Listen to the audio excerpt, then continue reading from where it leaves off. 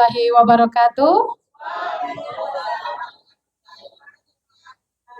Ya, puji syukur mari kita sama panjatkan kehadirat Allah Subhanahu wa taala karena dengan izin dan perkenannya semata kita masih bisa berkumpul di tempat ini dalam keadaan sehat walafiat dalam rangka kegiatan diseminasi sebagai bentuk pemenuhan tugas dari saya selaku calon guru penggerak. Salawat serta salam tak lupa pula kita aturkan pada junjungan kita Nabi besar Muhammad sallallahu alaihi wasallam. Semoga rahmat dan hidayah Allah bercucuran kepada beliau, keluarga, sahabat, dan insya Allah sampai kepada kita yang masih setia dengan ajaran beliau.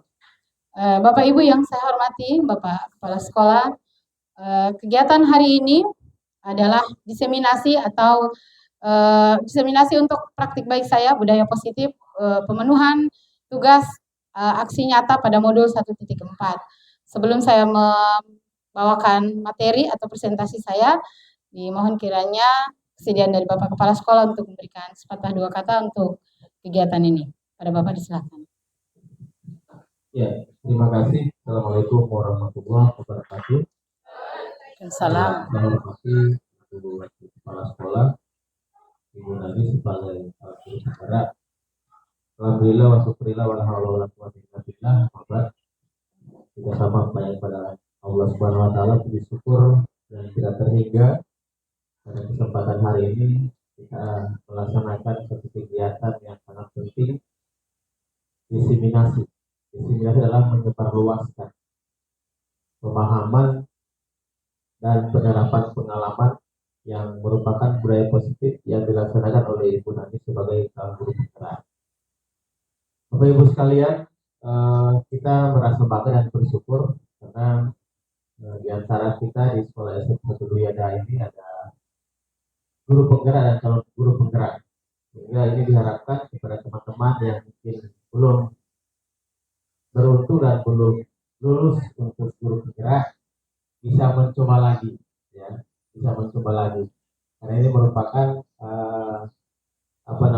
program pemerintah dan tidak hanya merujuk pada pemenuhan untuk kepala sekolah atau pengawas, tetapi lebih dari itu adalah kita mendapatkan banyak pengalaman, terutama dalam hal merdeka belajar sebagaimana digaungkan oleh pemerintah. Dan terima kasih kepada Ibu Nani sebagai calon guru penggerak. Kita doakan bersama agar Ibu Nani selalu diberikan kesehatan dan selamat seluruh tugas-tugasnya, sehingga dapat mencapai atau mengikuti jejak Pak Hermanto Adi yang sudah guru penggerak yang sudah duluan. Sekiranya beberapa akan sampaikan sebagai kepala sekolah, memberikan apresiasi yang sangat tinggi dan dukungan yang sangat tinggi juga kepada Bapak Ibu guru semua untuk bisa mengembangkan profesionalitas kita semua. Saya kira ini beberapa hal. Terima kasih atas kesempatan dan silakan berani dilanjutkan untuk diseminasi. Dan kita berharap bahwa setelah diseminasi, ya, jadi akan menambah satu pengetahuan bagi kita bahwa bagaimana menumbuhkan budaya positif di sekolah kita, sehingga kita berusaha untuk menciptakan budaya positif dan nantinya akan membangun lingkungan atau situasi positif di lingkungan kerja kita. Sekian ini, terima kasih yang bisa kami sampaikan. Billahi taufiq wal hidayah. Assalamualaikum warahmatullahi wabarakatuh. Waalaikumsalam warahmatullahi wabarakatuh. Terima kasih saya ucapkan kepada Bapak Kepala Sekolah. Baik, untuk mempersingkat waktu Bapak Ibu, jadi saya berdiri sini bukan berarti bahwa saya tahu segalanya, tapi ini adalah pemenuhan tugas yang memang harus kami sebarluaskan praktik baik ini tentang budaya positif. Dan seperti Bapak Kepala Sekolah sampaikan tadi, bila budaya positif sudah terbangun di dalam lingkungan sekolah kita, insya Allah sekolah kita akan menjadi lebih baik lagi, terutama pada peserta didik kita. Baik, sebelum itu saya perkenalkan lagi bahwa diseminasi ini adalah menyebarkan pemahaman dan penerapan pengalaman budaya positif oleh saya selaku calon guru penggerak Lunani Pojo dari SMP Negeri 1 Duyada, Kabupaten Pohuwato. Ya, Bapak Ibu bisa saya bertanya sedikit, bila bicara tentang budaya positif, kira-kira apa yang terlintas dalam benak kita? Dalam pikiran kita, kira-kira apa yang terlintas bila kita bicara atau mendengar kata budaya positif? Iya, oke. Ada lagi hal-hal yang baik yang nilai positif. iya, nilai-nilai positif. Boleh lebih spesifik mungkin Bapak Ibu, misalnya contohnya? Kebiasaan yang baik, memberikan salam, oke. Perilaku yang baik.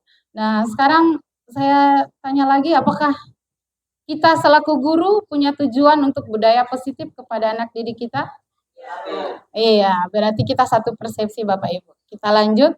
Ya, budaya positif itu adalah nilai-nilai atau kebiasaan-kebiasaan di sekolah yang berpihak pada peserta didik. Jadi intinya tujuan dari penerapan budaya positif di sekolah adalah selain kita selaku guru, tentunya tujuan utamanya adalah peserta didik kita. Sehingga diharapkan peserta didik dapat berkembang menjadi pribadi yang kritis, penuh hormat, dan bertanggung jawab. Ya, ada konsep dasar dari budaya positif, ada sekitar 7. Yang pertama adalah pembelajaran dengan paradigma baru, kemudian disiplin positif dan nilai-nilai kebajikan universal, kemudian teori motivasi, hukuman, dan penghargaan, ada keyakinan kelas, ada kebutuhan dasar manusia, ada 5 posisi kontrol guru, dan yang terakhir ada segitiga restitusi. Jadi Bapak Ibu, materi-materi ini adalah materi yang kami dapatkan dari modul 1.4 itu di diklat calon guru penggerak, dan kami diminta untuk menyebarluaskan ini. Jadi kami mengikuti diklatnya dan dimintakan untuk disebarluaskan kepada Bapak Ibu, bukan hanya di sekolah ini, kalau ada kemungkinan dengan sekolah lain pun tidak diperbolehkan, tidak apa-apa. Ya, sekarang kita masuk pada materi pertama, pembelajaran dengan paradigma baru. Bapak Ibu, kita tahu bersama bahwa paradigma lama pembelajaran kita adalah terpusat pada guru. Jadi segala sesuatu yang terjadi di dalam kelas atas dasar inisiatif seorang guru. Guru mau belokkan ke kiri siswa, oke. Mau belokkan ke kanan siswa, oke. Tanpa memperdulikan apakah siswa tersebut mau atau tidak, mampu atau tidak. Jadi itu paradigma lama yang saya pribadi mungkin sampai saat ini masih ada nilai-nilai itu. Jadi tidak spontan memang kita akan merubah itu karena itu adalah kebiasaan, tapi ayo kita coba merubah paradigma pembelajaran dengan paradigma baru. Kalau paradigma baru itu adalah pembelajaran yang sudah berpusat pada murid, di mana guru itu mengidentifikasi, mencari tahu sebenarnya siswa ini maunya apa, seperti itu di dalam pembelajaran di dalam kelas. Walaupun dengan variasi siswa yang ada, tetapi dengan satu konsep tujuan pemahaman. Misalnya kita ingin membuat urutan teks apa dalam bahasa Indonesia? Bukan, misalnya menyusun suatu makanan, prosedural, ya, teks prosedur misalnya. Itu tujuan dari kita, ingin membuat teks prosedur. Tetapi anak ini ada yang inginnya melukis, anak ini ada inginnya memasak, maka mereka membuat teks prosedur sesuai dengan keinginan mereka. Saya ingin membuat teks prosedur cara melukis yang baik. Dari ini sediakan, ini sediakan. Jadi kita kalau paradigma lama mungkin kita silakan buat teks prosedur cara membuat kopi. Sementara anak itu sebenarnya tidak terlalu tahu cara membuat kopi. Dia lebih tahu cara bermain bola misalnya. Nah, itu pergeseran pembelajaran di dalam kelas. Kemudian umumnya pembelajaran dengan paradigma baru adalah pembelajaran yang berdiferensiasi.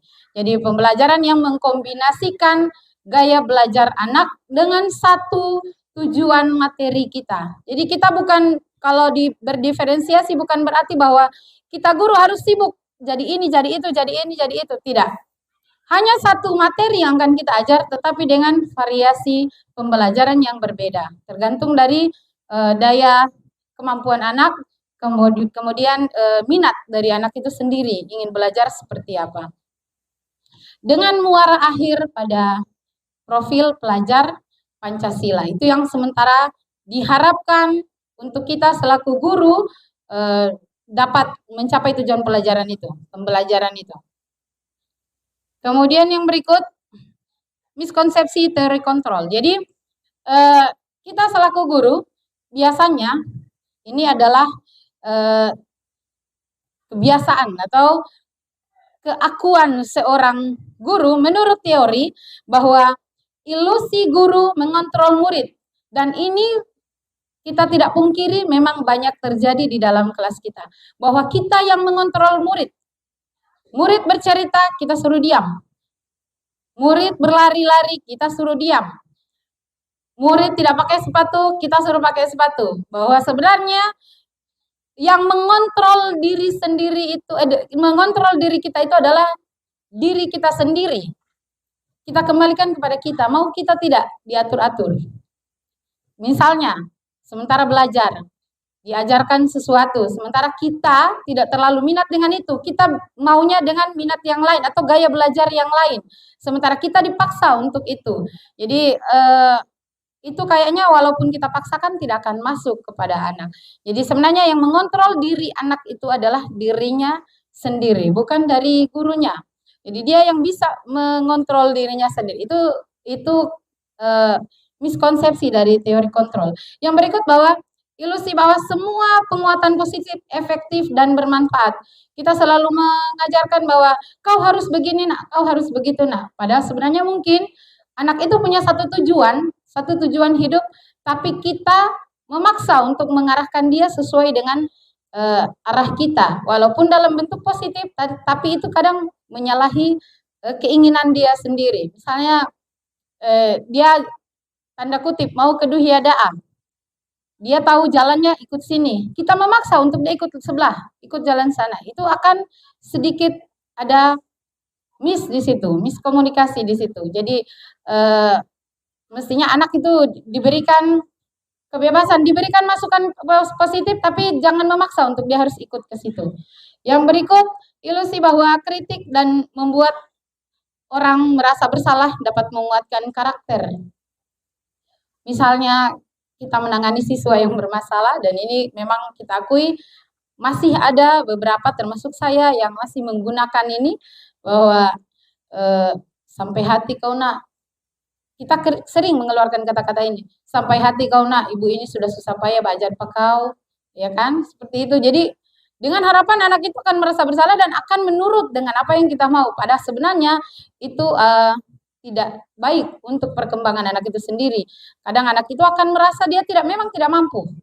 Dia tidak akan mampu. Oh iya, memang saya begini, saya tidak mungkin akan menjadi lebih baik lagi karena penanaman konsep yang kita berikan kepada anak. Yang berikut bahwa ilusi bahwa orang dewasa memiliki hak. Sedang ibu jaga terlambat. Kenapa? Ibu guru, kau siswa. Kata-kata seperti itu bahwa apa perbedaan sebenarnya dari siswa dan guru.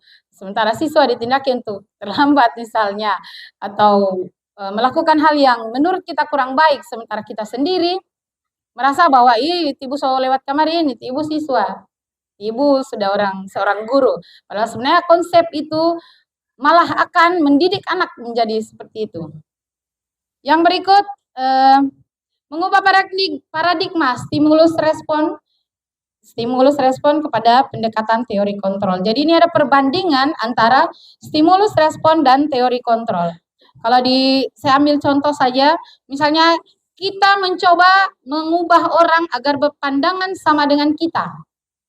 Itu pada stimulus respon. Kita ingin anak seperti apa yang kita inginkan. Diam di dalam kelas, mendengarkan apa yang saya sampaikan, mengerjakan apa yang saya perintahkan. Sementara pada teori kontrol bahwa kita berusaha memahami pandangan orang lain tentang dunia. Jadi jangan terfokus pada apa yang kita mau, tapi tolong dilihat juga apa yang peserta didik atau orang lain termasuk di dalam keluarga anak kita inginkan. Jangan memaksakan apa yang saya inginkan dia harus jadi seperti ini. Sebenarnya itu harus digeser paradigma itu, harus dirubah sedikit demi sedikit Bapak Ibu. Jadi perubahan ini bukan berarti bahwa setelah ini sudah selesai kita harus ikut ini. Artinya perubahan itu perlahan, insya Allah menuju ke yang lebih baik lagi. Yang berikut, disiplin positif. Apa yang dimaksud dengan disiplin positif? Jadi disiplin positif adalah proses pembelajaran. Nah, di mana di dalam situ ada proses pembelajaran. Namanya proses pembelajaran tidak mungkin Ibu sampaikan hari ini, besok langsung jadi, besok langsung berubah. Pasti ada proses pembelajaran yang terjadi di dalamnya. Jadi disiplin positif merupakan pendekatan mendidik anak untuk melakukan kontrol diri dan pembentukan kepercayaan diri. Jadi teori ini diberikan kebebasan kepada anak untuk bisa mengontrol dirinya sendiri, bisa menangani permasalahannya sendiri dengan cara yang dia inginkan, dengan cara yang menurut dia baik. Sekali lagi ditekankan Bapak Ibu, disiplin berbeda sama sekali dengan hukuman.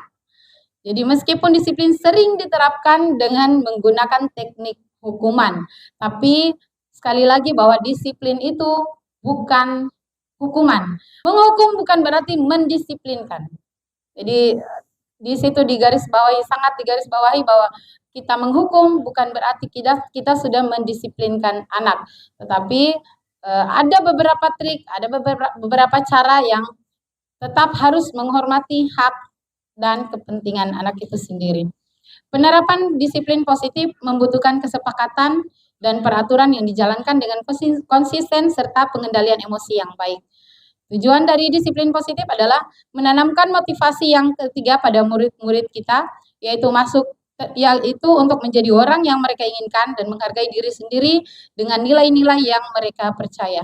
Ada dua motivasi, intrinsik dalam diri dan ekstrinsik, dari luar diri kita, dari luar diri peserta didik. Jadi sekali lagi ditekankan Bapak Ibu bahwa menghukum bukan berarti telah mendisiplinkan, tetapi mendisiplinkan itu sebenarnya adalah cara untuk anak itu bisa mengontrol dirinya dan menumbuhkan rasa kepercayaan dirinya.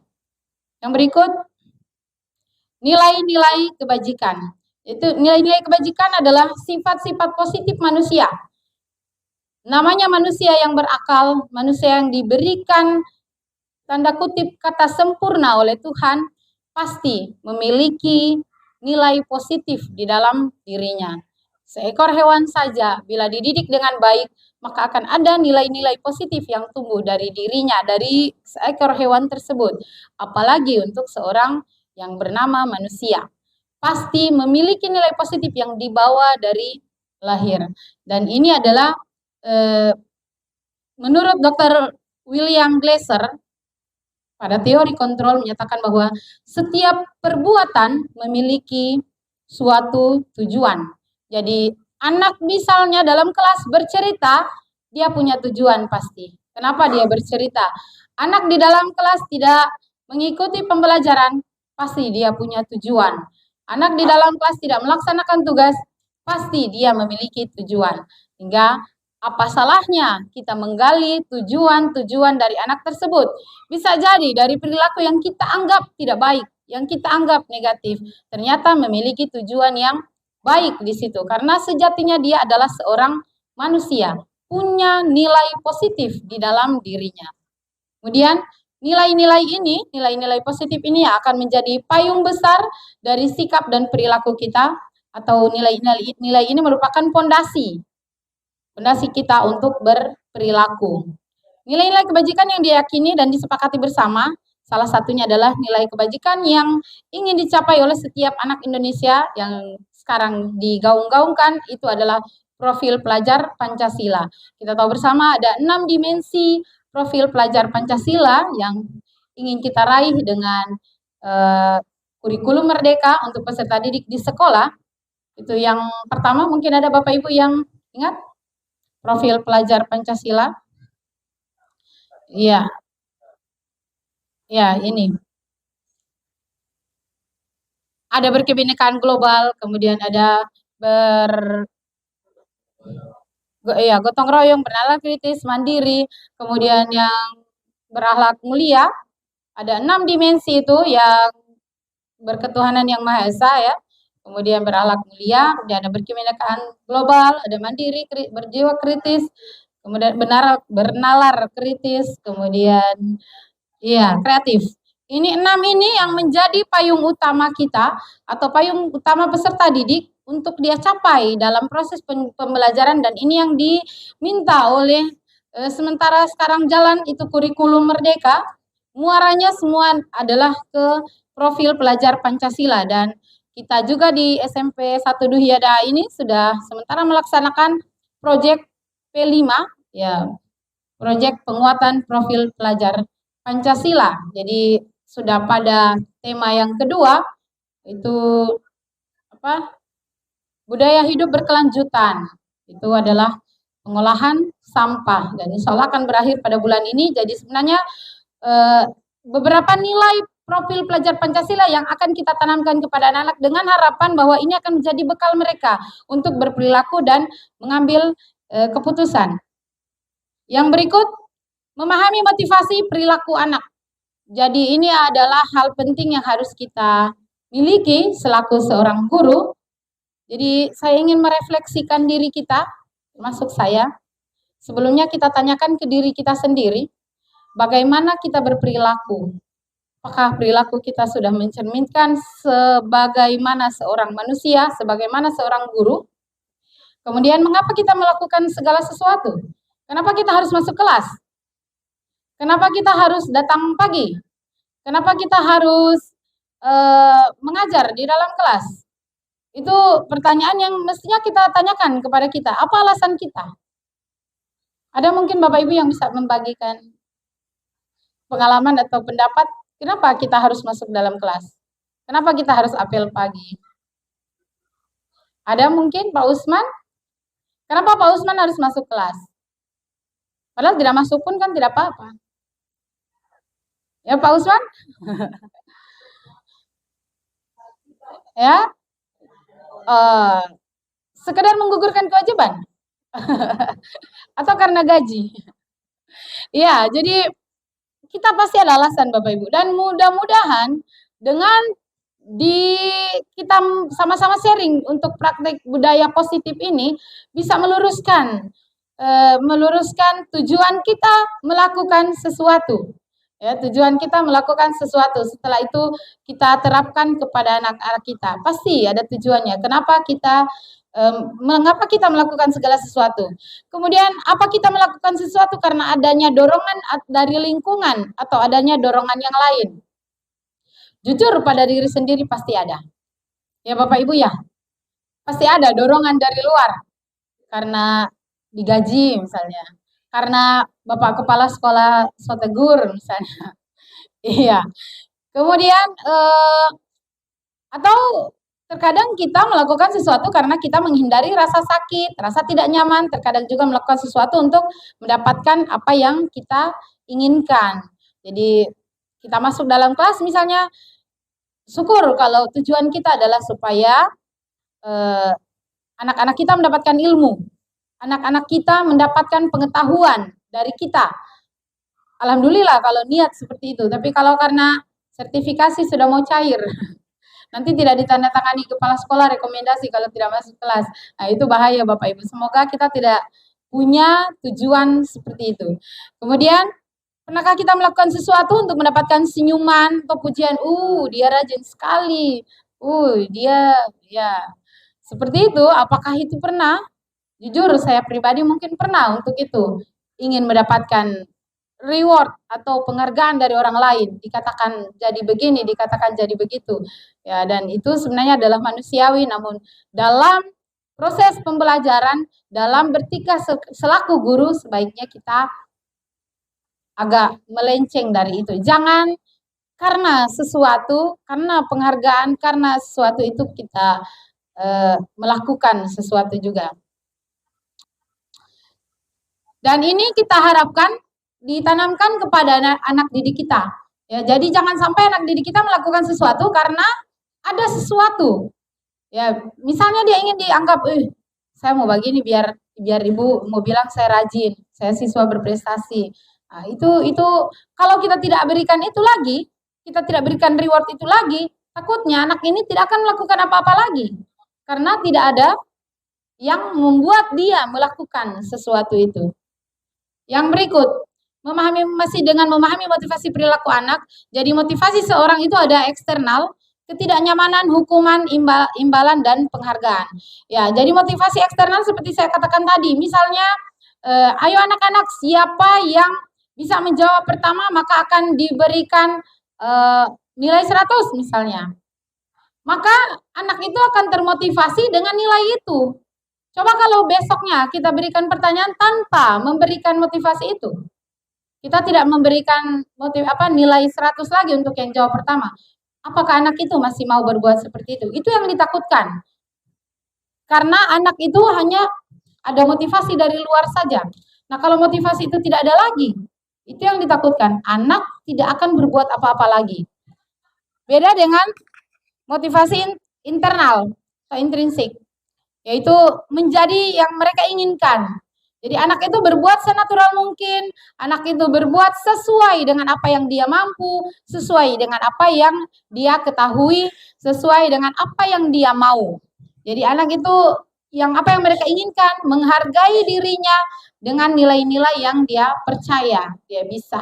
Jadi anak bukan termotivasi, dan umumnya kita melihat tanpa munafik, ya dengan jujur bahwa memang kebanyakan anak-anak sekarang motivasinya itu eksternal, terutama anak-anak kita ya. Masih ada beberapa yang memang hanya karena sesuatu dia mau berbuat. Begitu juga misalnya di dalam kebersihan kelas. Kalau ada wali kelas atau ada bapak ibu guru yang melihat, maka dia akan rajin membersihkan. Kalau bapak ibu gurunya tidak ada lagi, nah, mereka tidak membersihkan lagi kelasnya. Karena itu hanya motivasi eksternal, ingin mendapatkan pujian, ingin dibilang rajin, ingin dibilang anak yang baik, tanpa dia menghargai sebenarnya dirinya sendiri itu. Dia tidak menghargai dirinya sendiri, tidak percaya dengan dirinya sendiri. Dia hanya bergantung pada motivasi dari luar dirinya. Dan itu yang akan kita hilangkan sebenarnya Bapak Ibu. Kita bangkitkan kembali, kita tanamkan kepada anak-anak motivasi berbuat sesuatu itu dari dalam dirinya sendiri. Yang berikut, hukuman, konsekuensi, dan restitusi. Yang pertama, hukuman. Hukuman bersifat tidak terencana atau tiba-tiba. Anak atau murid tidak tahu apa yang akan terjadi dan nilai dan tidak dilibatkan. Hukuman bersifat satu arah dari guru saja. Jadi misalnya hukuman itu datang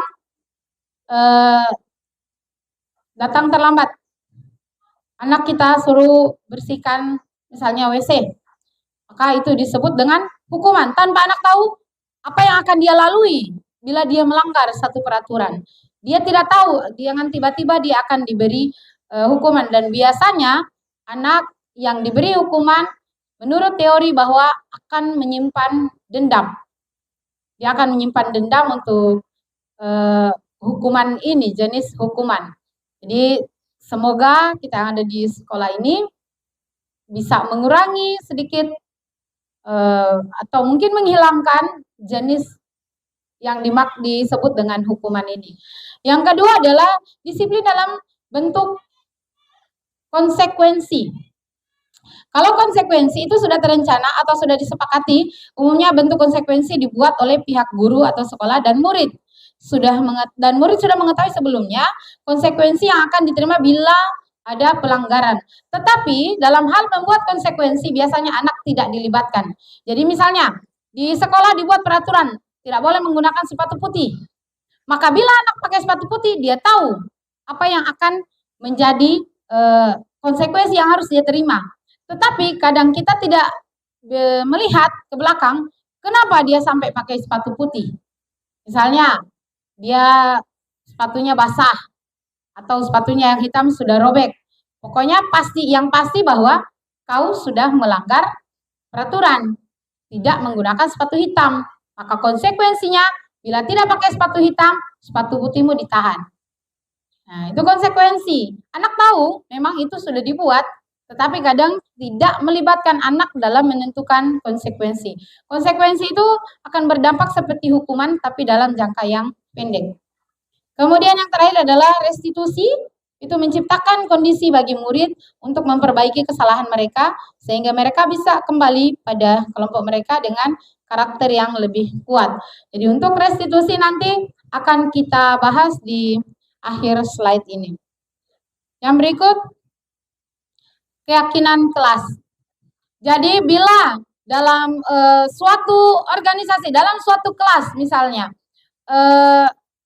kita tidak mengharapkan dua hal tadi terjadi, hukuman dan konsekuensi.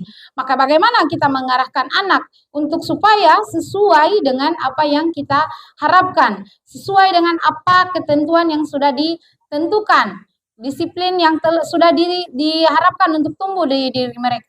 Maka salah satu cara yang ditempuh adalah dengan membuat keyakinan kelas dan keyakinan sekolah. Keyakinan kelas ini berawal dari peraturan sekolah.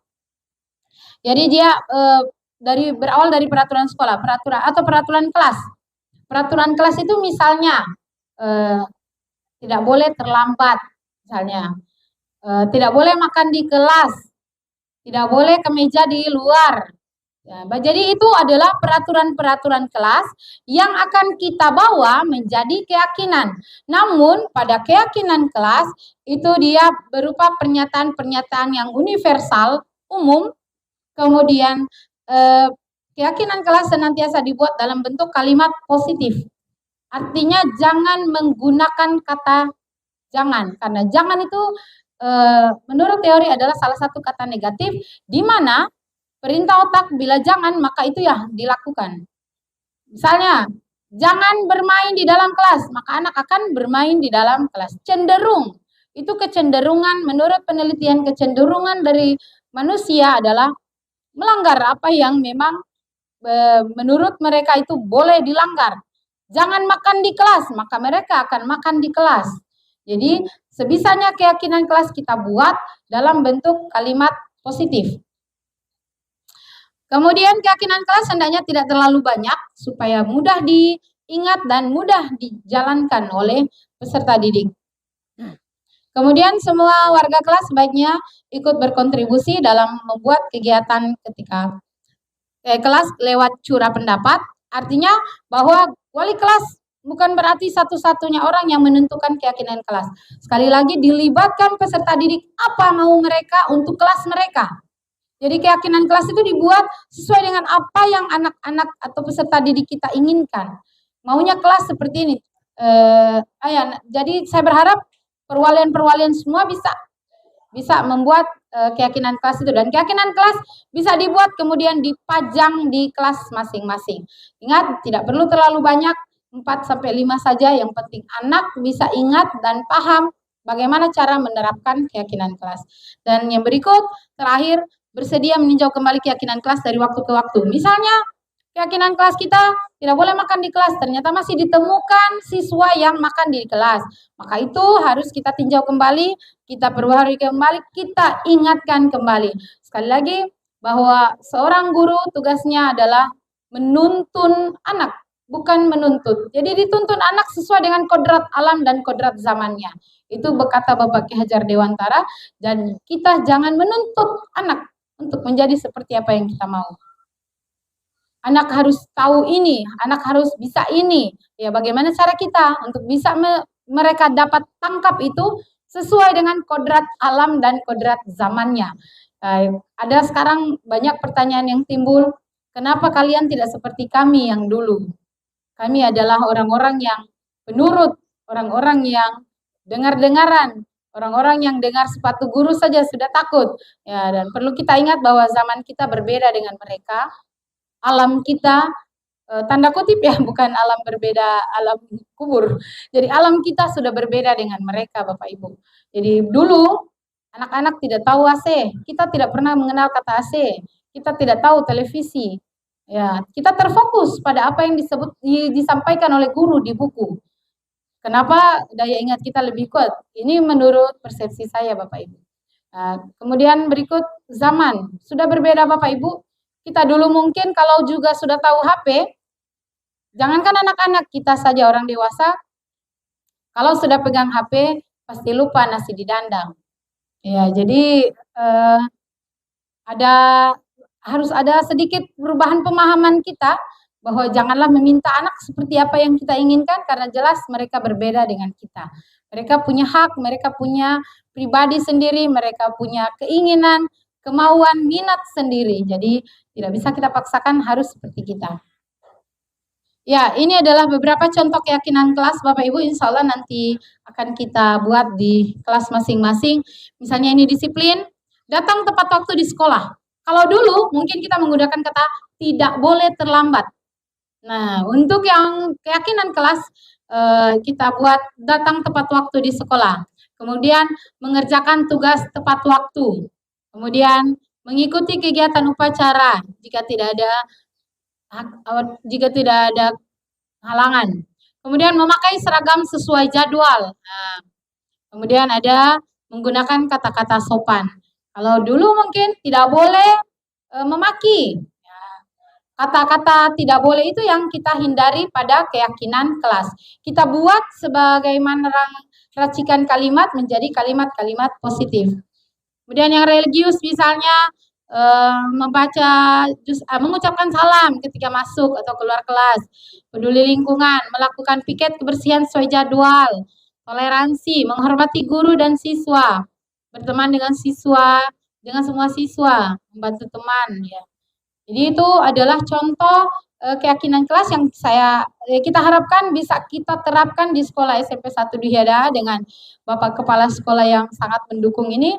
Insya Allah ini merupakan salah satu program Pak yang alangkah baiknya kita buat per kelas. Jadi diharapkan setiap kelas sudah memiliki keyakinan kelas masing-masing. Jadi sekali lagi Bapak Ibu, keyakinan kelas berawal dari peraturan kelas yang dicetuskan oleh siswa sendiri. Bukan kita yang menawarkan. Minta apa yang mereka inginkan dari sekolah ini, dari kelas ini. Minta apa yang mereka mau. Dari kalimat-kalimat yang mereka sampaikan kepada kita, satu atau dua saja, kita racik, kita buat dalam satu bentuk keyakinan. Nah, kalau keyakinan ini dibuat oleh siswa dan juga kita, insya Allah kan saling bertanggung jawab. Karena kalau kadang dari kita saja siswa ya ogah-ogahan, tidak sesuai dengan apa yang dia mau. Seperti itu. Jadi dia akan melenceng dari apa yang kita inginkan karena memang tidak sesuai dengan keinginannya dia.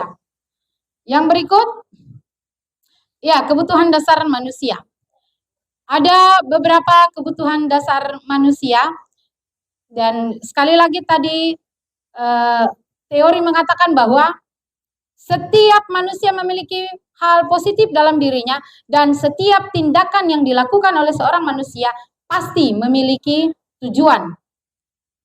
Ada 5 kebutuhan dasar manusia, yaitu kebutuhan bertahan hidup, misalnya makanan, pakaian, tempat tinggal, keamanan, dan kesehatan. Yang berikut ada kasih sayang dan rasa diterima. Kalau bertahan hidup ini kayaknya memang manusia sekali. Ya, kebutuhan seorang manusia, tentu dia sangat membutuhkan apa yang dimaksud oleh apa yang disebutkan tadi, butuh makan, butuh pakaian. Kemudian kasih sayang dan rasa diterima. Seorang anak sangat butuh kasih sayang.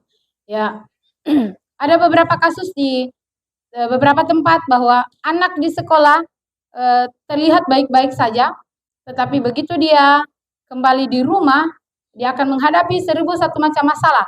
Pun sebaliknya, di rumah dia mendapatkan kasih sayang yang luar biasa, mendapatkan kenyamanan. Begitu di sekolah dia menghadapi 1001 macam masalah. Nah, pemberian rasa kasih sayang, kebutuhan dari rasa kasih sayang ini setiap manusia saya rasa memang menginginkan itu, dan itu yang menjadi PR kita, bagaimana anak akan nyaman di rumah, akan nyaman di sekolah dan dipenuhi rasa kasih sayangnya. Dan rasa diterima. Jadi dia misalnya dalam kelompok bekerja sama, tidak dikucilkan dalam pergaulan, yaitu rasa diterimanya di satu komunitas. Kemudian penguasaan, harga diri, keinginan untuk dianggap. Ya, jadi dia kalau misalnya ada siswa yang sementara kita mengajar, dia menyela dengan sesuatu yang mungkin akan kita ajar berikut. Misalnya saya mengajar besaran pokok dan besaran turunan. Besaran turunan akan diajar setelah besaran pokok. Tapi anak ini karena inginnya bahwa dia sudah tahu, saya sudah tahu Ibu, saya sudah tahu besaran turunan itu apa. Padahal kita sementara membahas besaran pokok misalnya. Kadang keakuan seorang guru, diam kau belum materi itu. Nah, itu sebenarnya dua-duanya menunjukkan rasa penguasaan. Guru menunjukkan bahwa saya tahu itu, kenapa kau sebut-sebut. Anak juga Ngapain Ibu ajar? Saya sudah tahu, itu memang manusiawi Bapak Ibu. Cuman kadang kita menilai bahwa itu hal positif, hal negatif. Padahal sebenarnya kalau kita asa akan menjurus ke hal yang positif. Yang berikut kebebasan. Kebebasan. Anak ingin bebas, ingin melakukan apa yang dia inginkan. Namun mungkin kita guru yang harus mempertebal referensi, memperbanyak referensi kita. Bagaimana cara dia sesuai maunya menuju apa yang kita tuju, apa yang kita harapkan. Pembelajaran apa yang kita ingin capai, seperti teks prosedur tadi. Oke, kita mencapai teks prosedur. Yang penting anak diberi kebebasan, terserah kau buat bagaimana. Yang penting jadi itu teks prosedurnya. Sesuai dengan kemampuan, sesuai dengan keinginan dan kemampuan anak. Yang berikut kesenangan. Ya, apalagi siswa SMP, SD itu masih termasuk anak di bawah umur, senangnya itu bermain, humor, kemudian antusias dan tertawa. Tapi kadang saya pribadi tidak terlalu suka dengan siswa yang banyak tertawa di dalam kelas. Padahal sebenarnya Bapak Ibu itu adalah salah satu bentuk manusianya, kebutuhannya. Jadi kita akan lihat anak ini sebenarnya kalau melakukan sesuatu, misalnya anak banyak bercerita dalam kelas, pasti dia ada kebutuhan yang ingin dipenuhi. Ada kebutuhan manusianya yang ingin dipenuhi. Cuman kadang kita menganggap itu sesuatu hal yang negatif. Padahal itu adalah sebenarnya bentuk ingin dipenuhinya salah satu kebutuhan. Mungkin rasa kasih sayang, mungkin rasa kebebasan, mungkin rasa kesenangan yang harus dipenuhi dalam hal ini. Dan itu sekali lagi kebutuhan dasar seorang manusia. Anak-anak kebutuhannya seperti itu sama dengan kita Bapak Ibu. Kita juga punya kebutuhan yang sama sebenarnya, cuma cara yang berbeda. Yang berikut posisi kontrol guru. Posisi kontrol guru ini ada 5 dan ini akan saya minta Bapak Ibu untuk menonton. Kita akan menonton video posisi kontrol guru dan silakan Bapak Ibu menyimak pada posisi mana kita berada.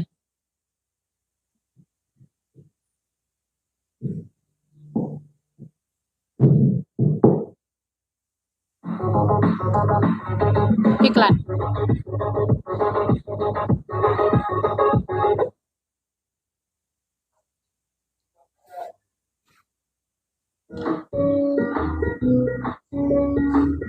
Ini salam bahagia Ibu dan Bapak guru hebat.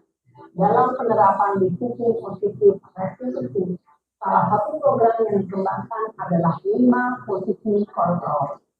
5 posisi kontrol dalam restitusi adalah proses perjalanan seorang pendidik agar dapat mengenali dirinya.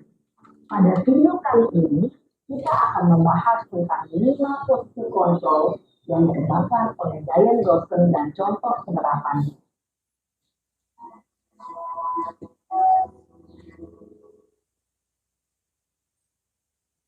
Lima posisi kontrol itu adalah 1.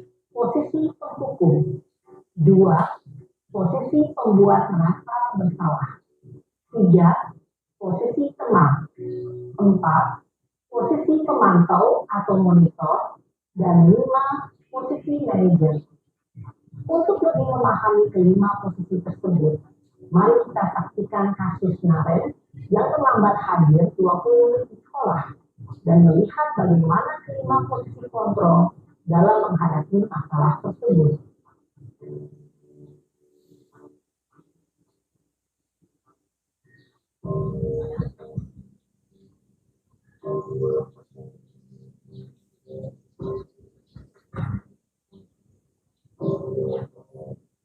guru pikir. Ini kamu. Selamat pagi, Bu. Selalu terlambat. Kamu deh, pasti terlambat. Maaf, Bu. Saya Apa? Apa coba? Alasan kamu apa lagi? Kapan sih kamu tidak terlambat? Malah sekalian kamu jadi anak.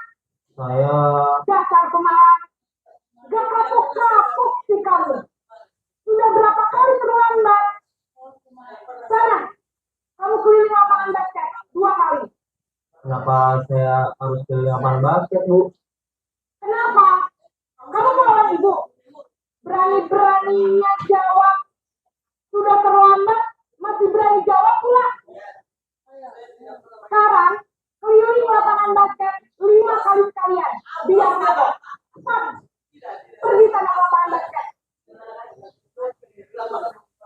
Posisi penghukum biasanya berbicara dengan nada tinggi, menghardik, menunjuk-nunjuk, menyakiti, dan menyindir.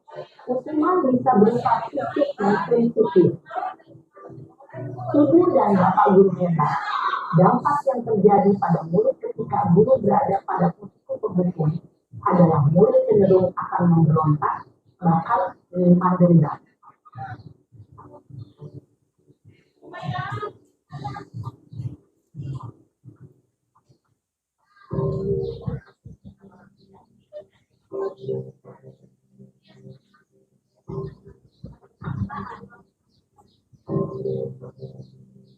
Naren!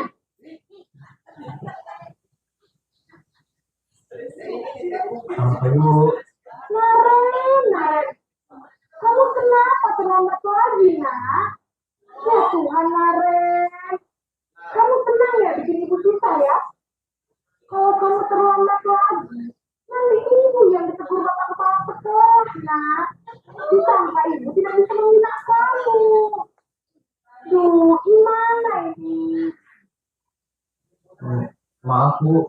Duh, Gusti Naren. Kamu suka ya kalau ibu ditegur bapak kepala sekolah?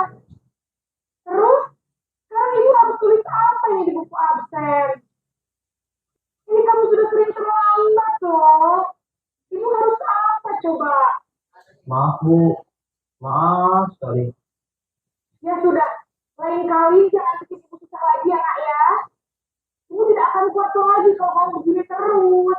Bisa jantungan kalau ibu ditegur bapak kepala sekolah. Karena cepat kelas. Maaf ya, Bu. Maaf sekali. Posisi pembuat rasa bersalah berbicara dengan nada tenang, cenderung lembut. Namun kata-kata yang diutarakan membuat murid merasa menjadi orang yang gagal, memandang buruk dirinya sendiri, merasa tidak berharga, dan tidak sanggup membahagiakan orang lain. Ketika guru mengambil posisi pembuat rasa bersalah, murid akan menganggap dirinya yang bersalah dan ia akan menyimpan emosi negatif tersebut di dalam dirinya.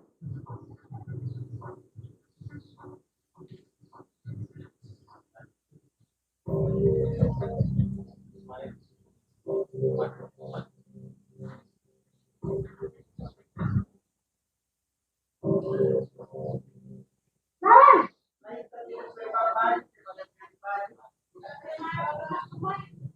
Selamat pagi, Bu. Wah, sudah jam berapa ini, nak? Terlambat lagi ya, sayang. Iya, Bu. Habis ibu saya lupa bangunkan saya, Bu. Kamu malah menyalahkan ibu kamu. Kamu bukannya anak yang larinya paling kencang.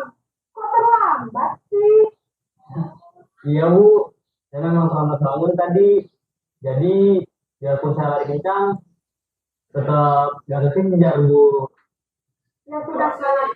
Nanti lain kali larinya lebih kencang lagi ya. Biar gak terlambat lagi. Bikin senang ibu. Demi ibu. Bisa kan? Bisa lah, Bu. Ya sudah, sana masuk kelas. Ibu beresin urusan absen kamu. Kamu ini ada-ada saja. Dalam posisi teman, guru berbicara dengan nada suara ramah, akrab, cenderung bersenda gurau untuk menjaga suasana tetap santai. Murid akan merasa senang, aman, dan akrab dengan guru. Identitas yang tercipta adalah identitas sukses atau berhasil. Namun, perlu diingat, karena ini masih dorongan eksternal, maka ada faktor ketergantungan dari murid kepada orang tertentu. Di sini, guru absennya, sehingga di lain waktu, murid bisa berperilaku baik, namun hanya kepada orang-orang tertentu saja. Mama lagi. Dia kakak. Jangan, jangan.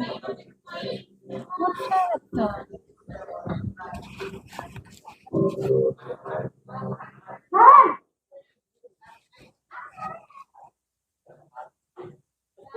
Selamat pagi Bu. Naren, apa peraturan sekolah kita tentang jam berapa kita harus masuk sekolah, Nak? Kita harus di sekolah jam 7 Bu. Iya, betul. Sekarang sudah jam 7.20. Naren sudah tahu konsekuensinya jika terlambat hadir. Paham Bu, saya harus tinggal kelas pas jam istirahat selama 20 menit. Iya, benar. Konsekuensinya demikian. Jadi nanti jam 9.30 pas istirahat, kamu harus tinggal di kelas, kerjakan tugas tambahan untuk ketertinggalan kamu, ya. Baik Bu. Posisi pemantau mengandalkan penghitungan atau data untuk mengontrol murid. Guru mengarahkan murid berdasarkan peraturan dan konsekuensi.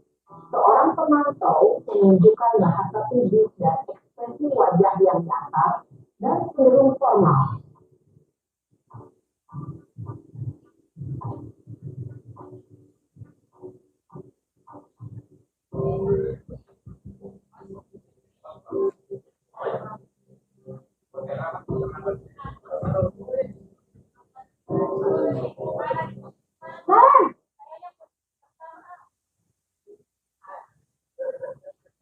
Selamat pagi Bu. Selamat pagi, Naren. Maaf Bu, saya terlambat. Ya, sekolah masuknya jam 7, sekarang sudah jam 7.20. Jadi sekarang bagaimana ini, Naren? Maaf Bu, saya lupa setel alarm saya semalam. Baiklah, menurut kamu, keyakinan sekolah yang mana yang perlu kamu tingkatkan?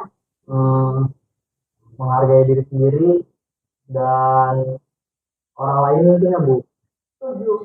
Jadi, apakah Naren meyakini prinsip saling menghormati tersebut? Iya Bu, saya meyakininya. Apakah Naren bersedia memperbaiki masalah keterlambatan ini?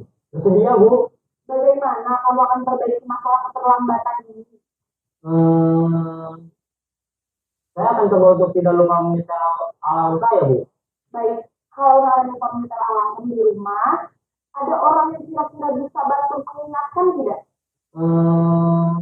Ada Bu, kata saya, Kak Emma.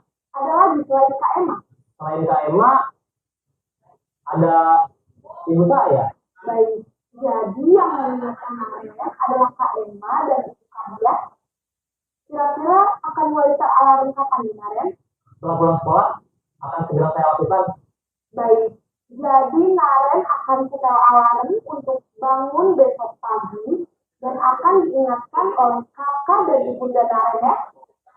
Ada lagi yang mungkin perlu dilakukan, Naren? Agar tidak terlambat bangun lagi. Tidak ada Bu. Baik, Naren. Terima kasih untuk kerjasama kamu. Sekarang kamu perlu kembali ke kelas untuk belajar. Baik Bu, terima kasih.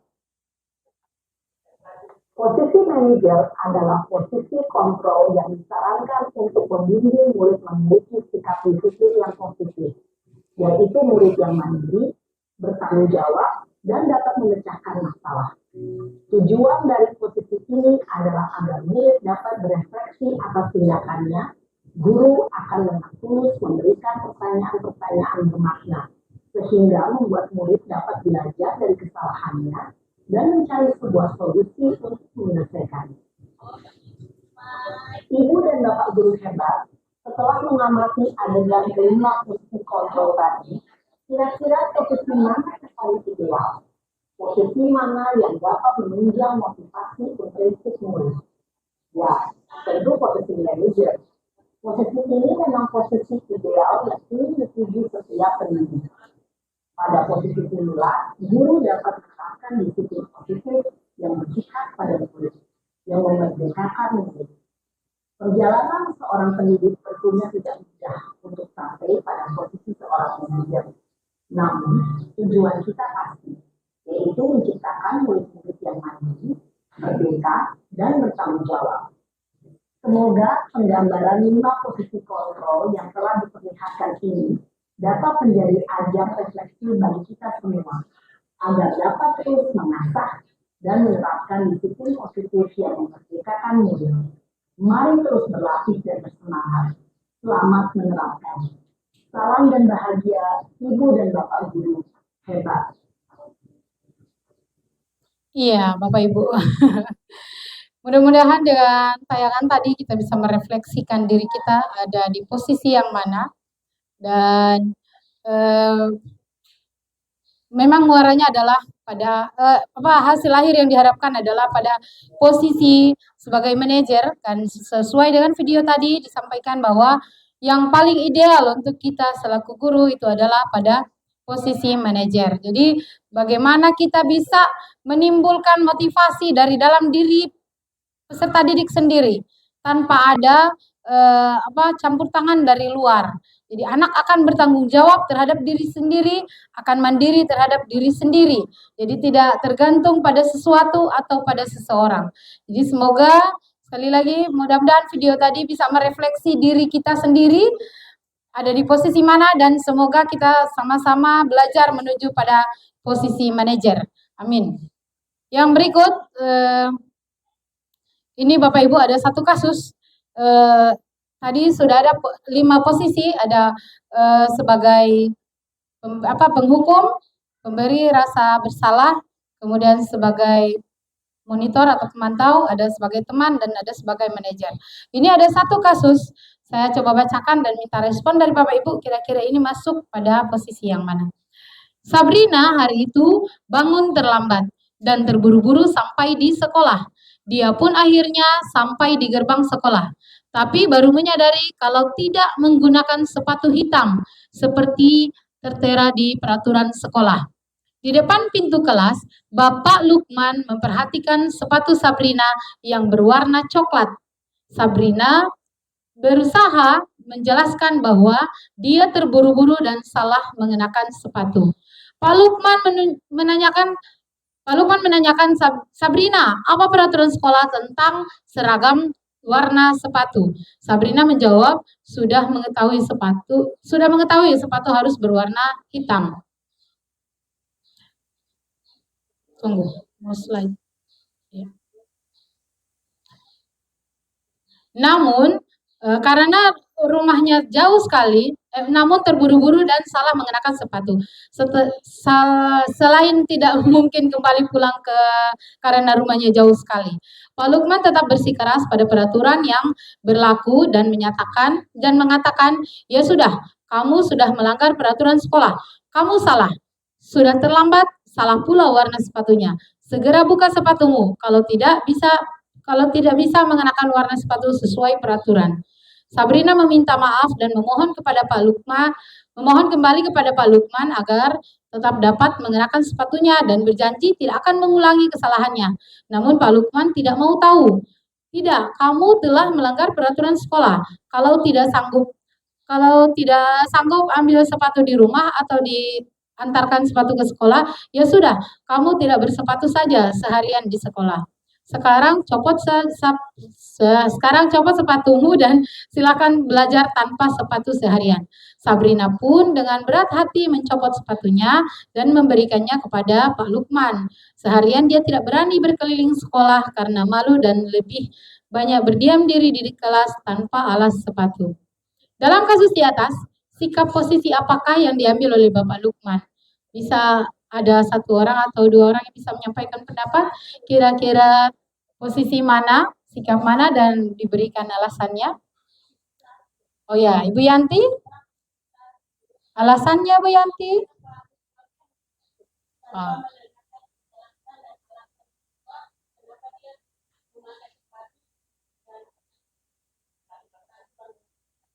Oke, baik. Terima kasih Ibu Yanti. Jadi, menurut Ibu Yanti bahwa posisi kontrol yang diambil Pak Lukman adalah posisi penghukum karena memberikan hukuman kepada Sabrina tanpa menerima alasan kenapa Sabrina menggunakan sepatu selain warna hitam.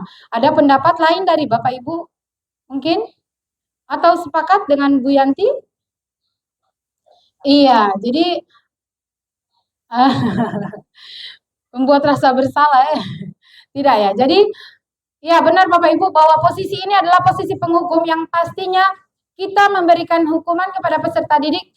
Ingat bahwa hukuman bukan hanya kita memukul saja, tetapi bisa juga dengan kata-kata, atau sindiran-sindiran atau sesuatu yang menyakiti perasaan maupun fisik siswa itu sudah termasuk dalam satu hukuman, dan insya Allah kita pelan-pelan akan bergeser dari posisi itu. Jadi memang tidak akan mudah Bapak Ibu untuk merubah sesuatu yang sudah tersusun sekian lama, sudah menjadi kebiasaan sekian lama, dan kita harus rubah pada posisi yang lain.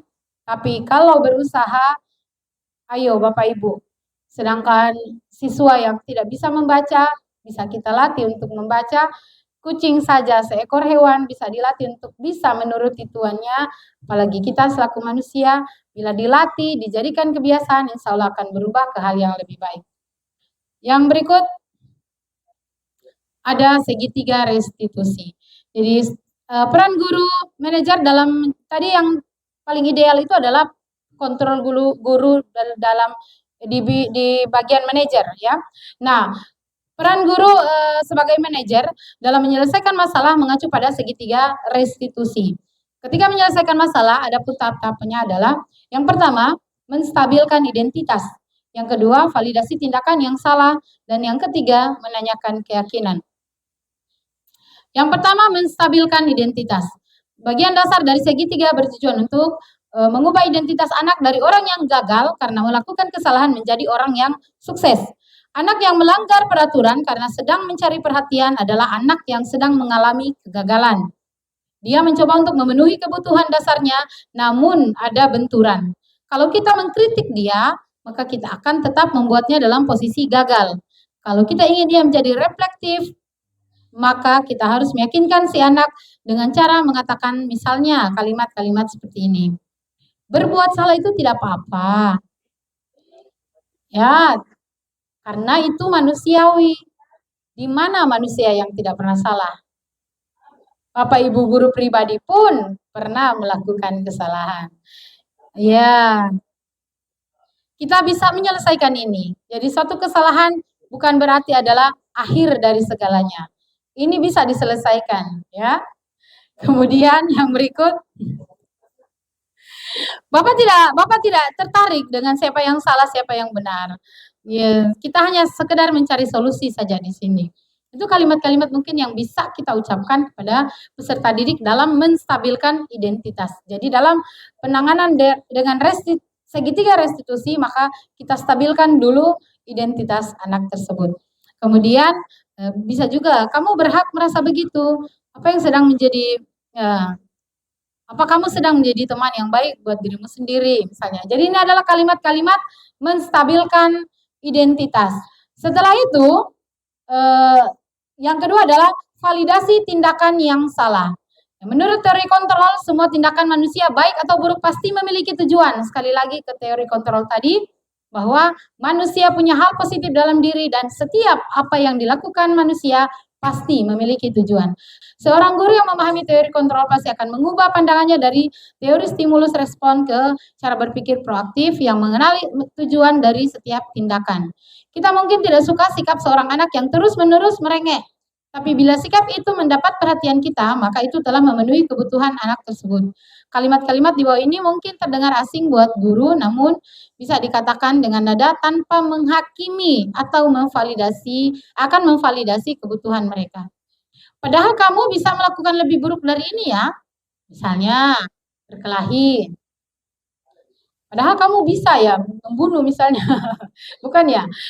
Padahal kamu bisa melakukan mungkin lebih buruk dari ini, tapi kau hanya melakukan itu. Alhamdulillah, misalnya seperti itu.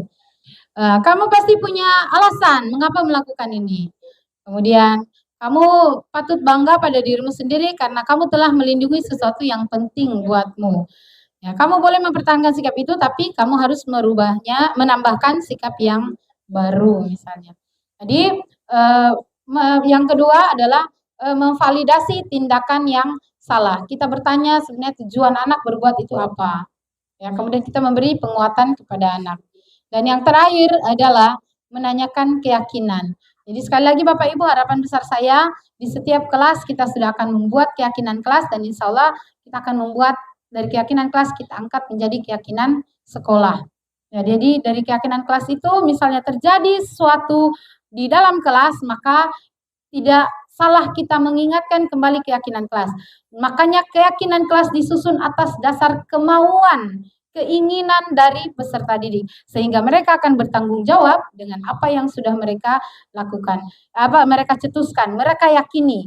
Jangan dari kita, jangan kita yang menyodorkan, iya di kelas tidak boleh begini, tidak boleh. Itu berarti masih mengontrol, guru masih mengontrol siswa. Jadi berikan kebebasan kepada mereka untuk menyusun keyakinan kelas apa yang mereka inginkan.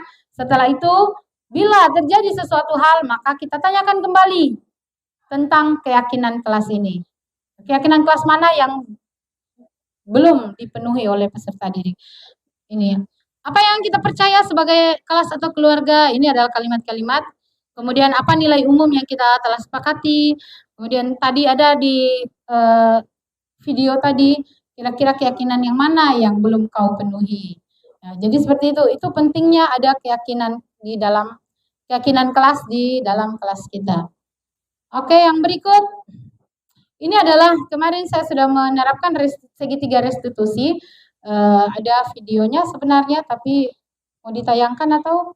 Jadi itu kemarin ada kasus di mana saya ikut Zoom pada jam 1, dan ini kasus real Bapak Ibu. Di 8A saya meninggalkan tugas. Kemudian di hari Rabu, kemudian di hari Jumatnya saya kumpul, ternyata ada satu orang siswa yang tidak, ada beberapa, tapi satu saya ambil sebagai contoh, itu Febrianti Hado. Dia tidak melaksanakan, tidak mengerjakan tugas. Kemudian sebelumnya bahwa di pelajaran IPA dibuat satu keyakinan dengan peserta didik. Saya dan mereka membuat satu keyakinan, apa yang akan kita patuhi bila pelajaran IPA sementara berlangsung. Dan si Febrianti ini saya coba tangani dengan cara segitiga restitusi. Memang Bapak Ibu ada beberapa kendala, namun kalau menurut saya ini dibudayakan, dilakukan oleh semua guru, insya Allah akan meminimalisir motivasi eksternal dari siswa. Jadi mereka akan termotivasi oleh dirinya sendiri. Jadi pada saat itu saya menanyakan kenapa dia tidak mengerjakan tugas, kemudian kira-kira apa solusi dari dia. Jadi saya meminta solusi dari dirinya sendiri dan dia mempertanggungjawabkan itu. Jadi pada saat itu si Febrianti menjelaskan dia akan mengerjakan tugas. Kalau boleh, kalau Ibu masih beri kesempatan mau dikumpul. Tapi memang sih waktu kemarin ada sedikit settingan dengan teks untuk menggunakan bahasa Indonesia, tapi ini kasus real.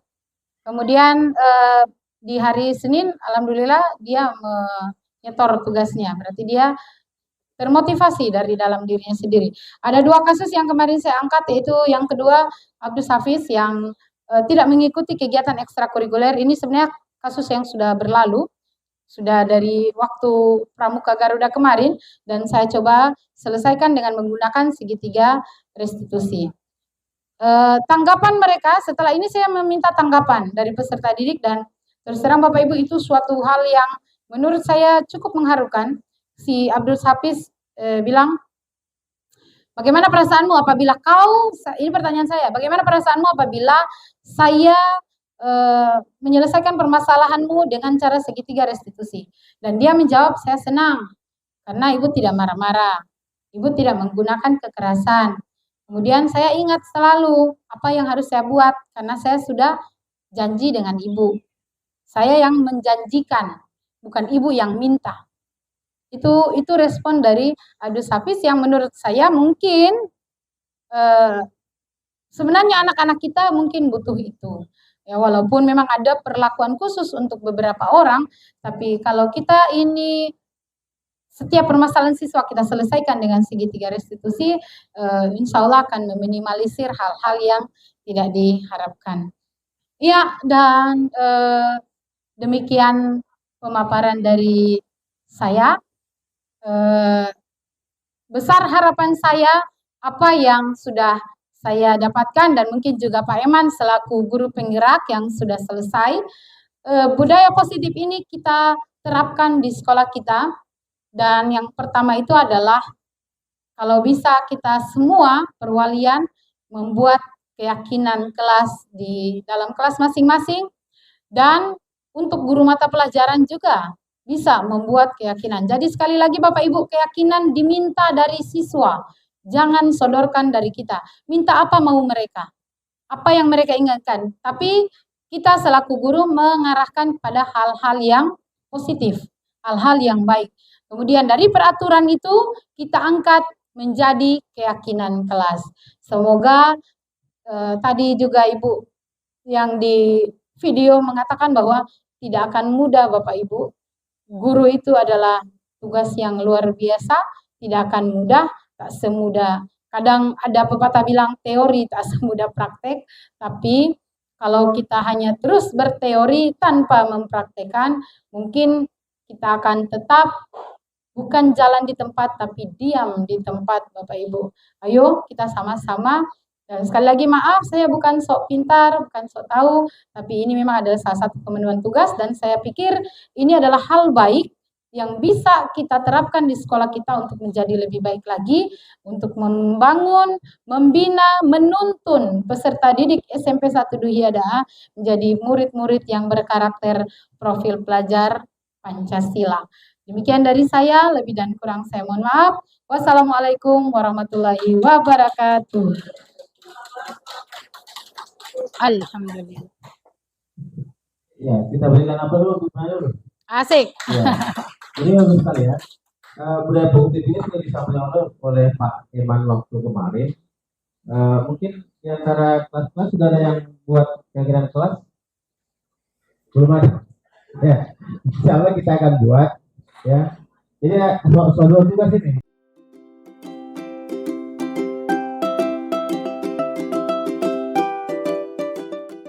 Ya, assalamualaikum warahmatullahi wabarakatuh.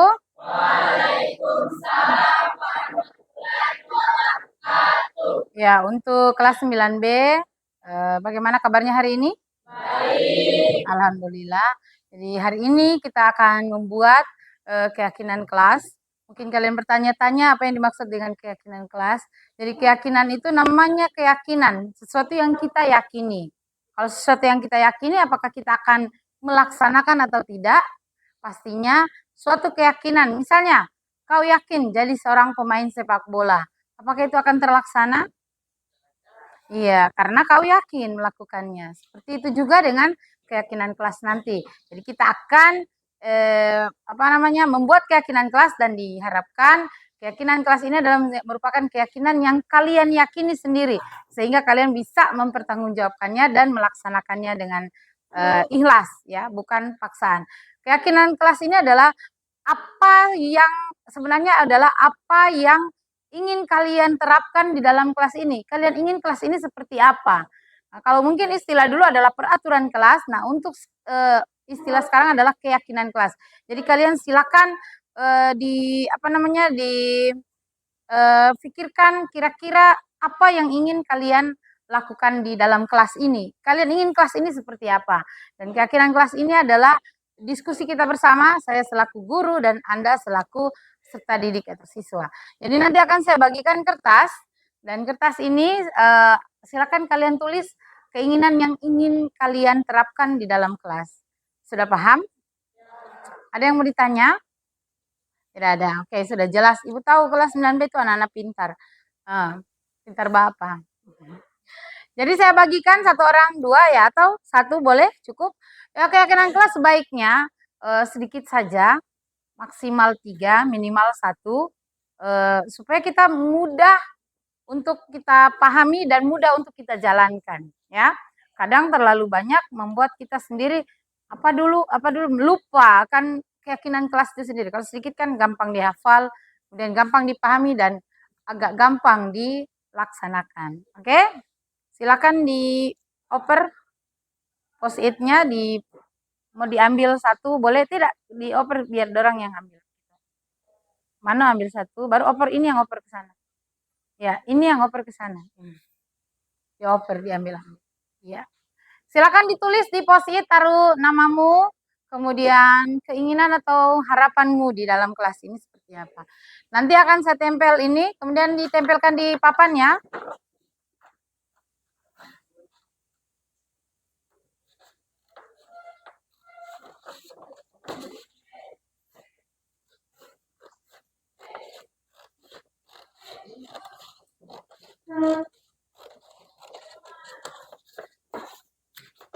Boleh minta tolong satu orang bantu.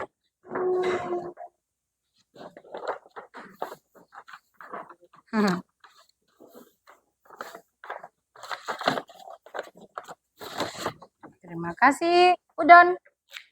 Zulfahri.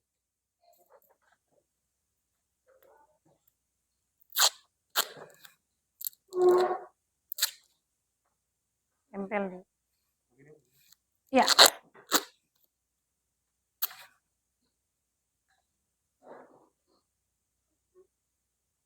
Kalau butuh kertas lebih silakan ya. Kalau saya agak banyak yang mau ditulis, ada 2 atau 3, boleh mungkin ambil.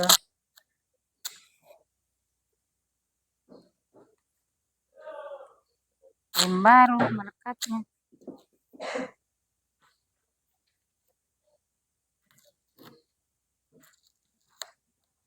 Oke, makasih Zulfahri. Ya, kemudian sebentar kita akan kelompok-kelompokan mana yang masuk dalam keyakinan kelas yang akan kita terapkan nanti. Setelah itu, keyakinan kelas sudah terbentuk, maka silahkan kalian menandatangani kesepakatan untuk keyakinan kelas. Jadi nanti ditulis nama, kemudian kelas dan tanda tangan. Ada yang sudah selesai menulis harapan dan impiannya yang ingin dia yakini di dalam kelas ini, ada? Kalau ada, silakan ditempel saja di depan sini. Sisa post-it-nya diantar ke depannya, kalau masih ada sisa. Ayo.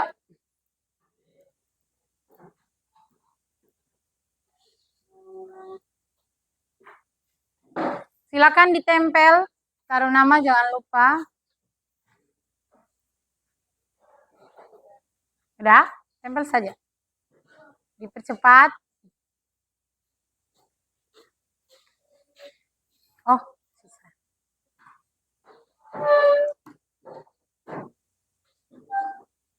Oh, dia tulisnya miring, jadi menempelnya. Oh ya, oke. Ya. Kasih jarak-jarak, kasih rapi-rapi supaya bagus. Ya.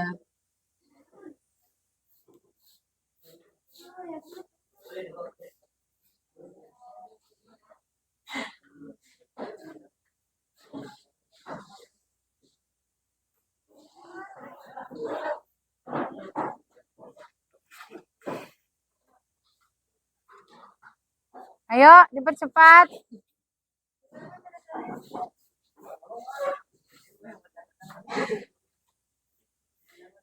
Tantangannya nanti di sini. Sebentar kalau sudah terbentuk kesepakatan.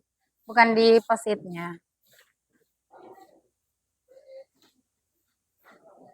Sudah semua?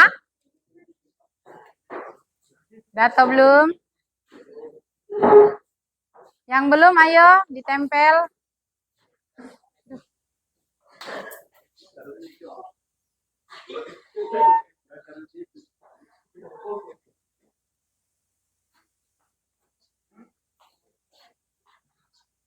Sudah? Oh, masih ada ya? Kita tunggu. Lagi mengukir tulisan si Radit.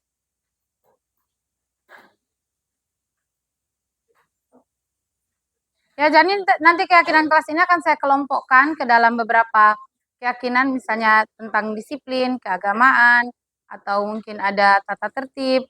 Jadi kita akan kelompokkan sambil menunggu Radit ya, tidak apa-apa sudah. Oke.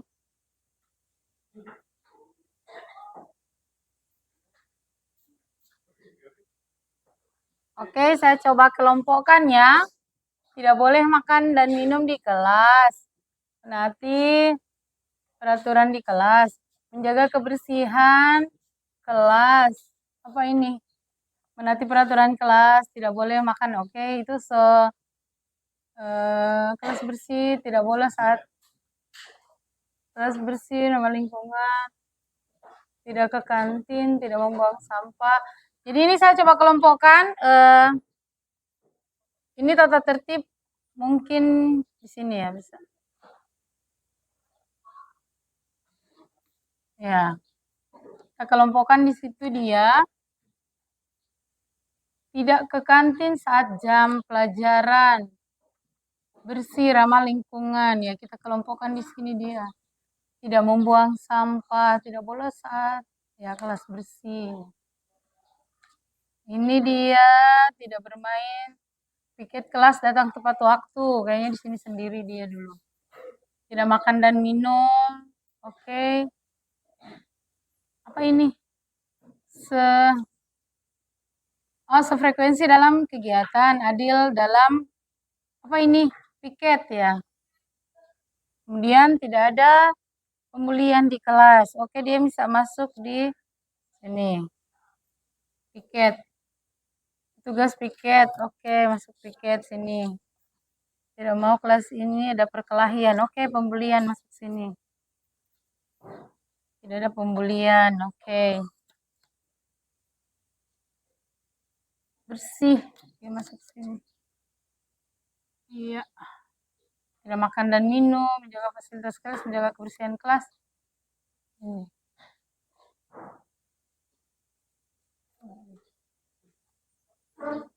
Membuang sampah.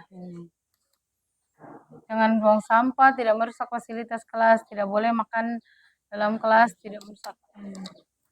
Jadi ada sekitar 1, 2, 3, 4, 5 ya. 1, 2, 3, 4, 5. Apa ini? Menati peraturan kelas, tidak boleh makan. Oke, itu bersih, tidak boleh saat kelas bersih, ramah lingkungan, tidak ke kantin, tidak membuang sampah. Jadi ini saya coba kelompokkan. Ini tata tertib mungkin ini ya. Ya, kita kelompokkan di situ dia. Tidak ke kantin saat jam pelajaran. Bersih, ramah lingkungan ya. Kita kelompokkan di sini dia. Tidak membuang sampah, tidak boleh saat kelas bersih. Ini dia, tidak bermain. Di kelas datang tepat waktu, kayaknya sendiri dia. Tidak makan dan minum. Oke. Apa ini? Frekuensi dalam kegiatan, adil dalam apa ini? Piket ya. Kemudian tidak ada pembulian di kelas. Oke, dia bisa masuk di sini. Piket. Tugas piket. Oke, masuk piket sini. Tidak mau kelas ini ada perkelahian. Oke, pembulian masuk sini. Tidak ada pembulian. Oke. Bersih.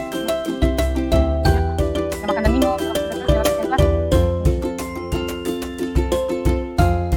Membuang sampah. Jangan buang sampah, tidak masuk fasilitas kelas, tidak boleh makan dalam kelas. Jadi ada sekitar 1, 2, 3, 4, 5 ya. 1, 2, 3, 4, 5 kesepakatan yang kalau saya lihat dari pengelompokan apa yang menjadi harapan kalian. Jadi akan ada 5 kesepakatan kelas yang akan kalian yakini. 5 keyakinan kelas yang akan kalian yakini dan akan kalian terapkan atau akan kalian lakukan ya. Jadi sekali lagi Ibu mengingatkan, Ibu tidak ada campur tangan di sini ya. Ini adalah kemauan kalian, harapan kalian, keinginan kalian. Semoga kalian juga bisa bertanggung jawab dengan apa yang sudah kalian tuliskan di sini. Yang jadi pertama ini adalah tidak boleh makan dan minum di kelas. Jadi kalau dulu peraturannya menggunakan kalimat tidak boleh, maka kita akan mencoba merubah tidak boleh makan di kelas dengan makanlah di kantin sekolah. Oke? Atau makan di kantin sekolah. Ya, itu kesepakatan kelas yang pertama. Bisa. Makannya di mana? Minumnya di mana? Berarti dibenarkan tidak kalau makan di dalam kelas? Ya, jadi kesepakatan itu ini yang pertama adalah makan di kantin sekolah. Atau ada kalimat lain mungkin? Pendapat lain? Ya, ada mungkin pendapat lain yang jangan tulis tidak boleh makan di kelas. Kalimat yang positif yang mengisyaratkan bahwa di kelas itu bukan tempat makan. Apa misalnya? Makan di luar kelas. Di luar kelas sudah WC, jangan dulu ya. Nah, itu saja ya. Kesepakatannya ada pertama, makan di kantin sekolah. Kemudian yang kedua, kelas bersih. Ada piket juga, tidak mau buang sampah sembarangan. Ya, ramah lingkungan. Ini tertib kelas. Maka kesepakatan untuk kebersihan, kita ambil satu kata menjaga kebersihan.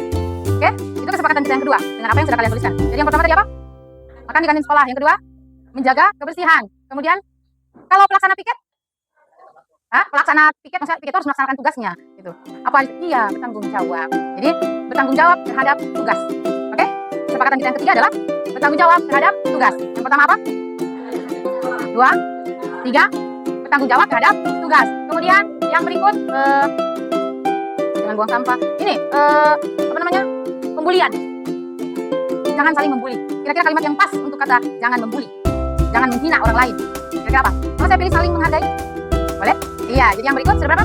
4 ya. Saling menghargai. Yang pertama, makan di kantin sekolah. Yang kedua, menjaga kebersihan. Yang ketiga, bertanggung jawab terhadap tugas. Yang keempat, saling menghargai. Dan yang kelima, payung. Kayaknya sudah deh. Jaga fasilitas. Berarti 4 itu saja. Oh, ingin terlihat rapi, sama itu menjaga. Jangan bermain. Jangan bermain saat guru. Sama saling menghargai ya. Jangan bermain saat guru menjelaskan. Ya, saling menghargai. Kemudian kalau kita tambahkan dengan disiplin waktu, datang tepat waktu, Boleh? Kita genapkan 5 itu. Jadi yang pertama makan di kantin sekolah, menjaga kebersihan, kemudian bertanggung jawab terhadap tugas, datang tepat apa namanya, saling menghargai dan datang tepat waktu. 5 ini akan menjadi keyakinan kelas 9B dan saya berharap semoga tidak tidak diingkari ya, tapi dilaksanakan. Saya minta 5 orang untuk menulis satu orang satu keyakinan yang sudah kita sepakati. Boleh? Siapa kira-kira yang tulisannya lumayan bisa dibaca? Tidak? Tulis yang tadi sudah jadi kesepakatan. Coba, oke Naila, terima kasih. Ya boleh? Ditulis yang Naila tulis kesepakatan atau keyakinan kelas yang pertama. Siapa lagi boleh? 3 orang? Adrian? Tidak? Oke. Malia di kesepakatan kedua, kemudian Afni di kesepakatan atau keyakinan kelas yang ketiga, Ome satu lagi. Siapa? Keyakinan kelas yang keempat, dia kita yang kelima. Yang keempat itu saling menghargai ya. Yang pertama, makan di kantin sekolah. Yang kedua, menjaga kebersihan. Yang ketiga, bertanggung jawab terhadap tugas. Yang keempat, saling menghargai. Dan yang kelima, datang tepat waktu.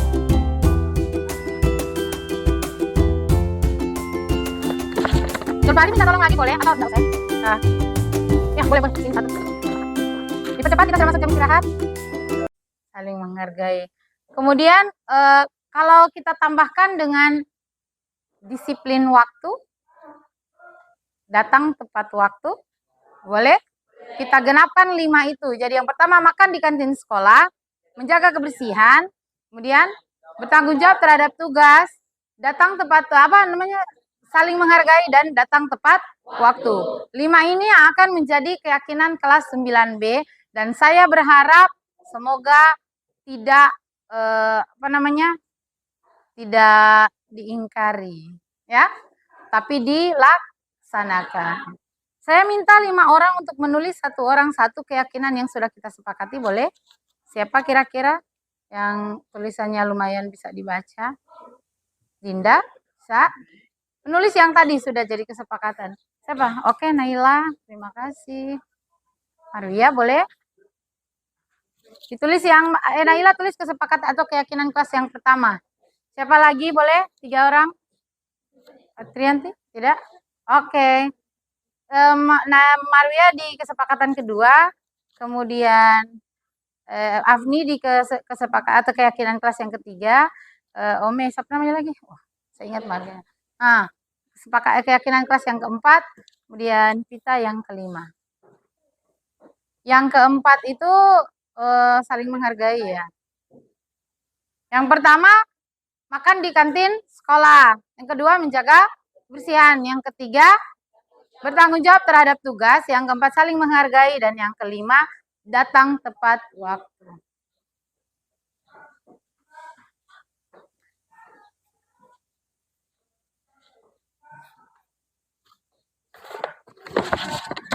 Zulfari minta tolong lagi boleh? Atau enggak usah ya? Kita... Ya, boleh. Sini satu. Dipercepat, kita sudah masuk jam istirahat.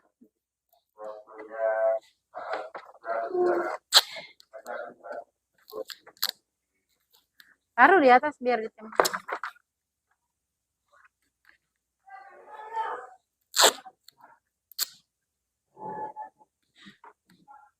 Dan tekan.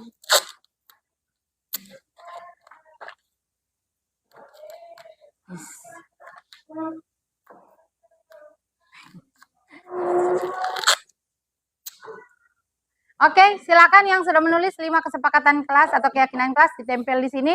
Dan ini akan menjadi dokumentasi kita bahwa di 9B sudah tercetus 5 keyakinan kelas yang akan dipatuhi atau akan dilaksanakan oleh kelas 9B. Bisa? Ya, jadi semua perwalian akan membuat dan untuk Pak perwalian Bapak Afendi Rahman saya mintakan jatahnya.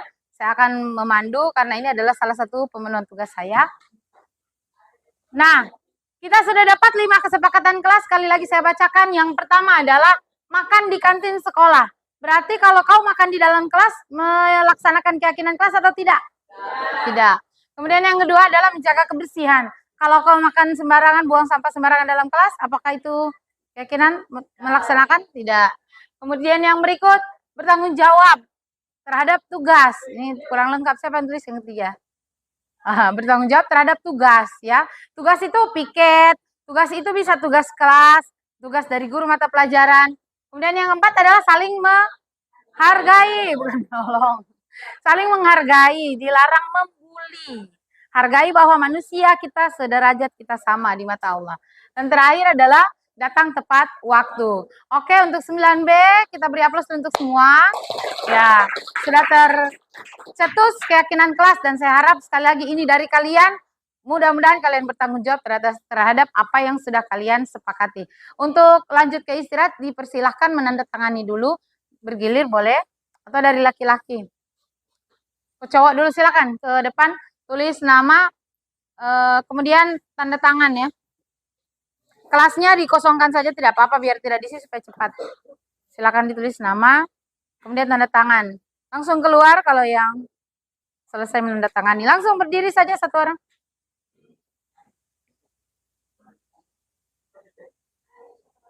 Biar lewat sih saja itu kelas, nanti ibu yang tulis. Oke, nomor 2. Langsung berdiri. Dari sini KOP pantat kelihatan dari situ.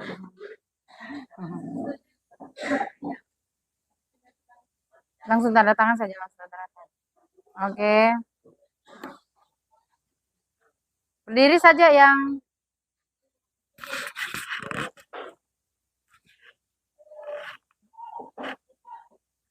atau biar dulu ya. Mau obat.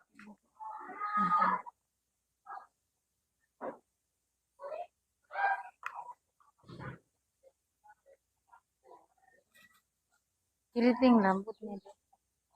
Harus rambut pendek. Orang timur.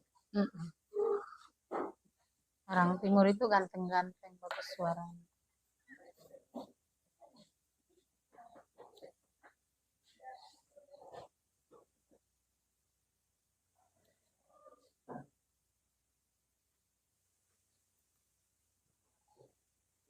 Lanjut.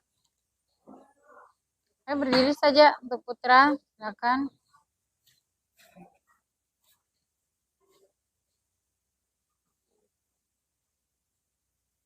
Tanda tangan di sini saja, tanda tangan langsung cepat. Oke.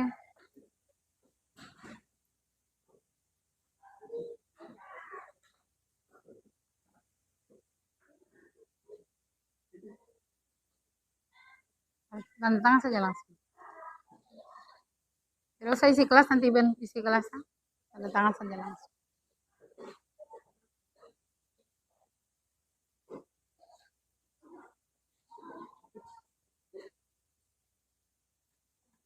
Sulfari nanti lepas gitu ya. Oke. Lanjut.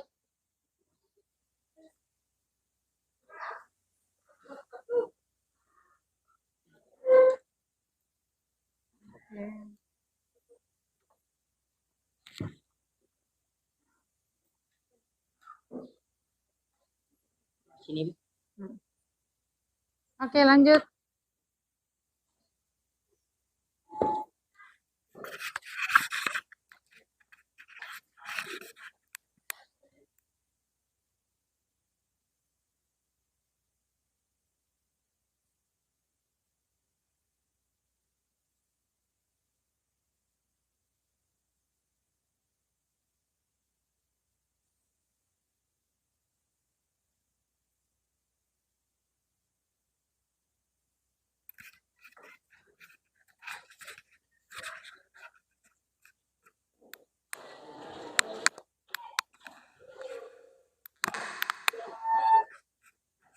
Ya, ini adalah hasil keyakinan kelas dari kelas 9B.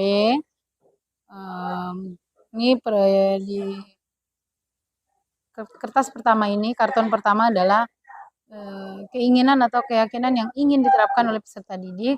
Kemudian yang di karton kedua adalah rangkuman dari apa yang diharapkan oleh peserta didik, yaitu tercetus 5 keyakinan kelas yang insya Allah akan dijalankan dan diyakini oleh kelas 9B. Demikian, Assalamualaikum warahmatullahi wabarakatuh.